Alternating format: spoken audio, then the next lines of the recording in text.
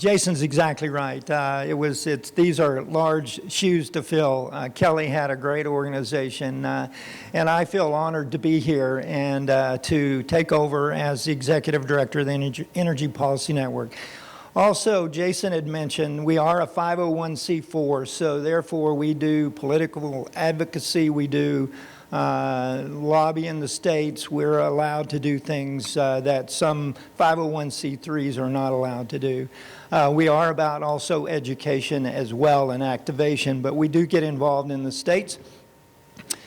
And what I plan to do today is run through some of the activities that I've been on board 2.5 months, so, but I've hit the ground running and it's been great. It's been an honor. And a little bit about Randy Eminger first. I started out as the Director of Governmental Affairs for a little utility out of West Texas called Southwestern Public Service Company, which is part of Xcel Energy now. So I directed state governmental relations in Texas, New Mexico, and Oklahoma for them for 11 years, and then went to work as the vice president for an organization called ACE, the American Coalition for Clean Coal Electricity.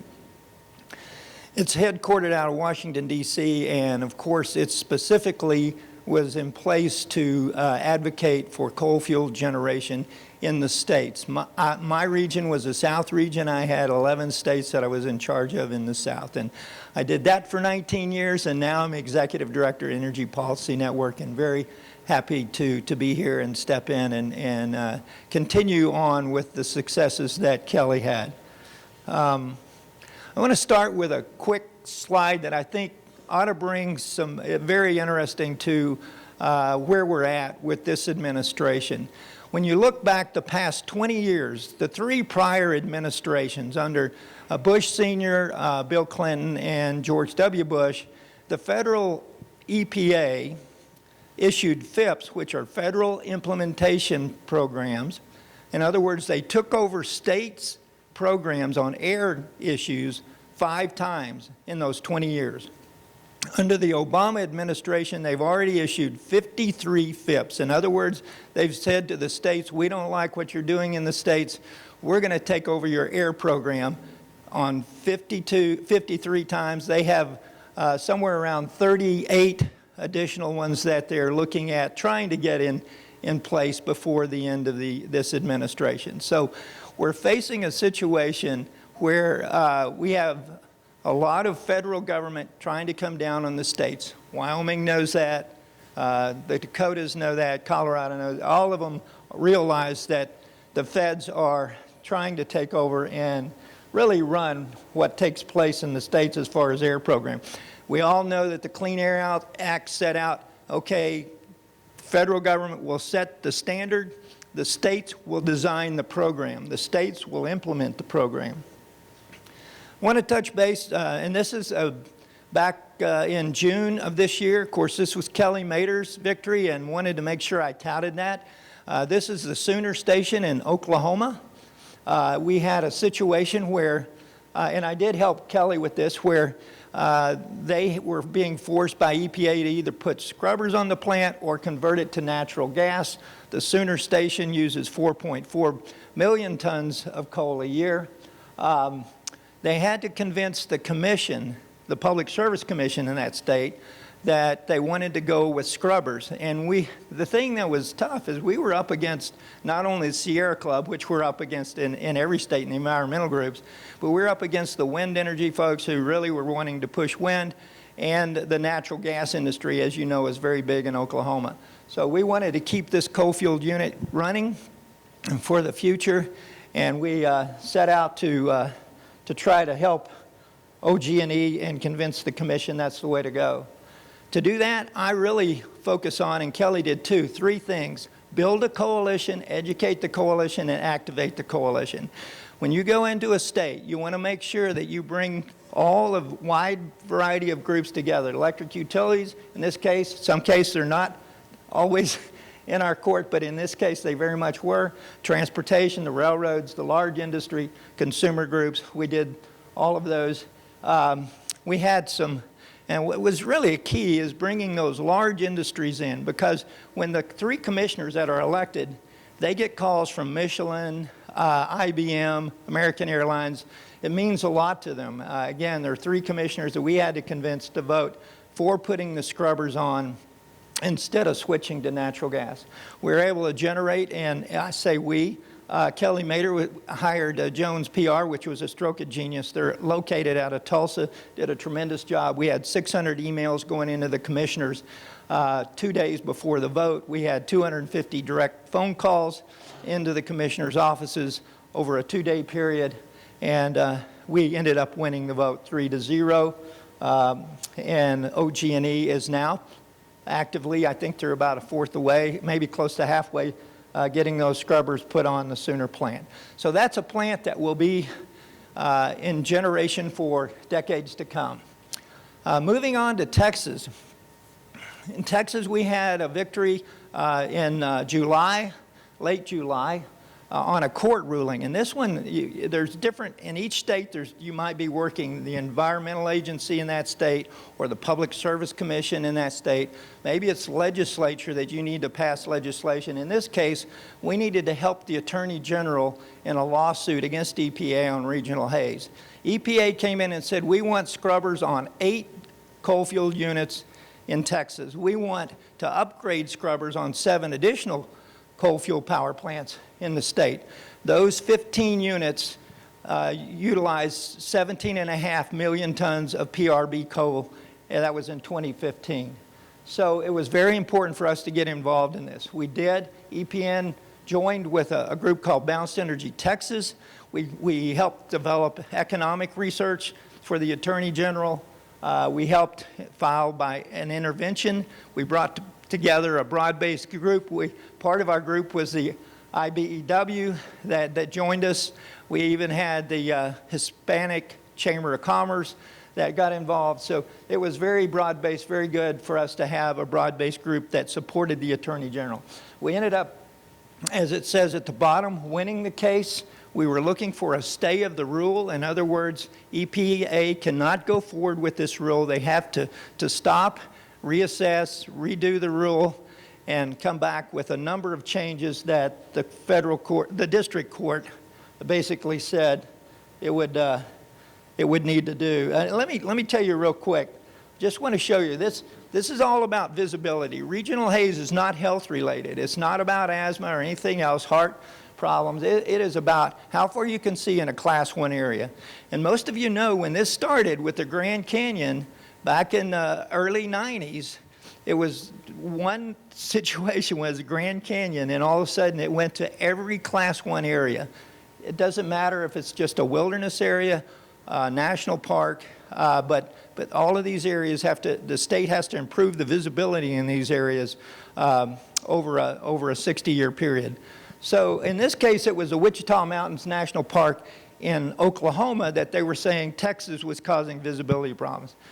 Putting all of those controls, $2 billion worth of controls on those 15 plants would have yielded 0.12 increase in deciview. Now you have to have 1.0 deciview for the human eye to detect a difference.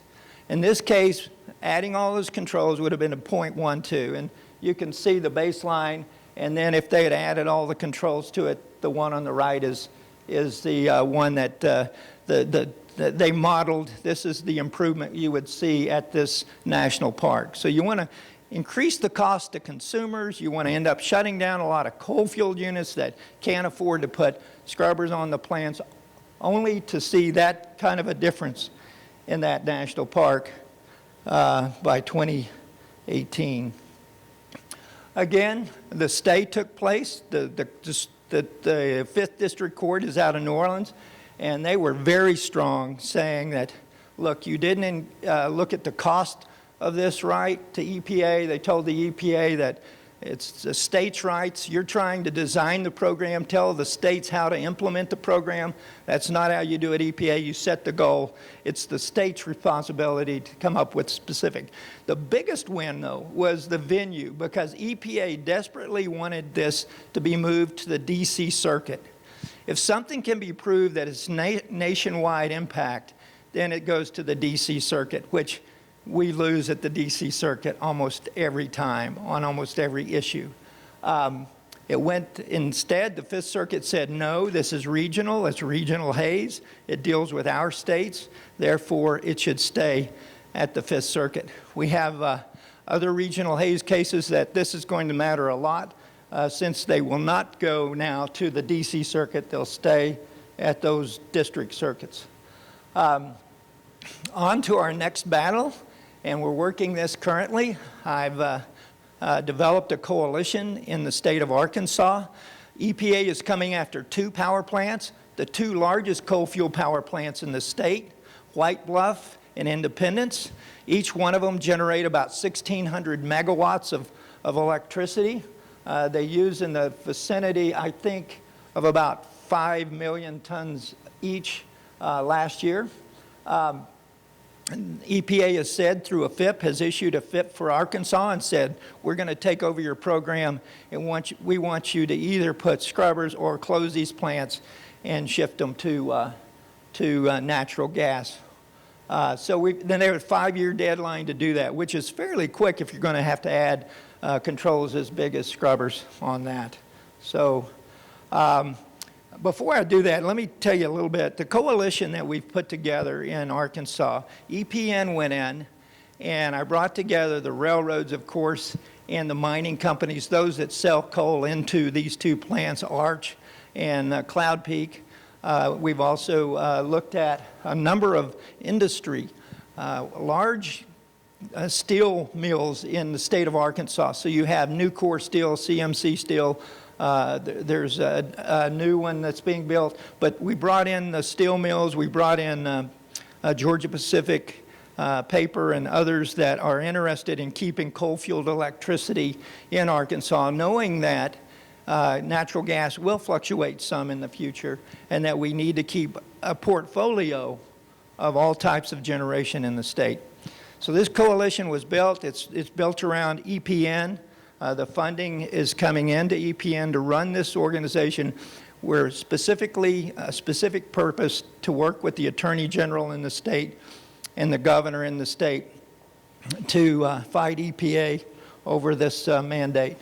Now this chart, I'm going to give you 2 quick charts. There's 2 Class 1 areas or national wildlife areas in Arkansas. One is Upper Buffalo, the other is Caney Creek. This is a busy chart, but just look at 2 lines. One is the green line that's sloping down. That shows the goal that EPA has put out for the state of Arkansas to get to natural visibility by 2064. We're supposed to have no man-made impairment of any visibility by 2064. I don't know how you do that. If you don't drive a car, you can't fly a plane, whatever. But that's the goal, the green line. What you see is the red line is the actually observed visibility in the state. So in other words, not only is the state of Arkansas meeting its goal, but it's exceeding its goal in the state. They have improved visibility in these Class 1 areas to a point where they shouldn't have to do anything out to 2030. They would meet their visibility goal. But EPA said, no, we don't care about that. We want to come after the power plants. We want you to put scrubbers on these 2 plants. This one is Caney Creek, similar.